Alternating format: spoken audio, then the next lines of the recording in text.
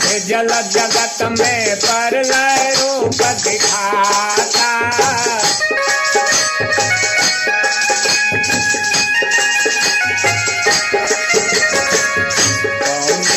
पतूक भेलय हमरा से विधाता। आफत ऐसन भेजल जगत में परलय रूप दिखाता।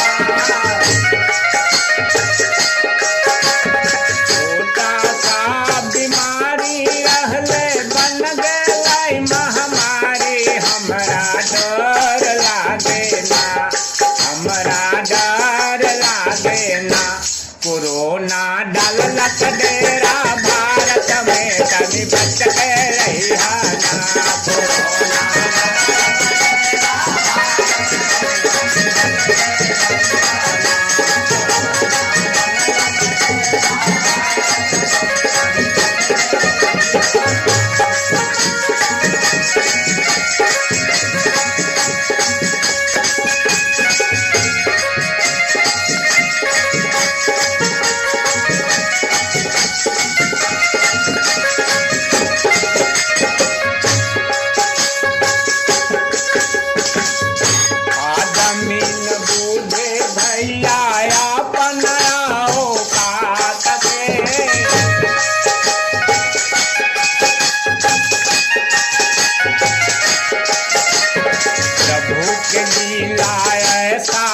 में दिखा दिया संसार के।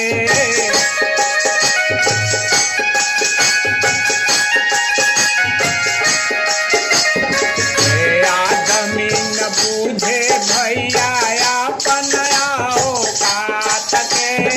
प्रभु के लीला ऐसा पल में दिखा दिया संसार के। वायरस इतना दे न दिखाई, वायरस छोटा दे न दिखाई। घात करे भारी हमरा डर लागे ना, कि हमरा डर लागे ना। कोरोना डाललक डेरा भारत में तनी बच के रहिया ना।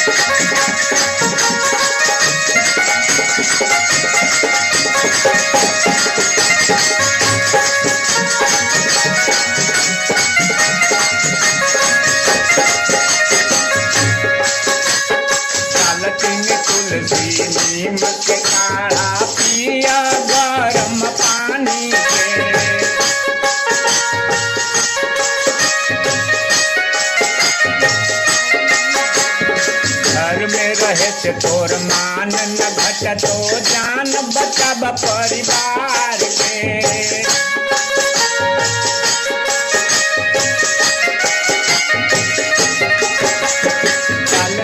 तुलसी नीम के काढ़ा पिया गरम पानी के, घर में रह से तोर मान न घट तो जान बचब परिवार के।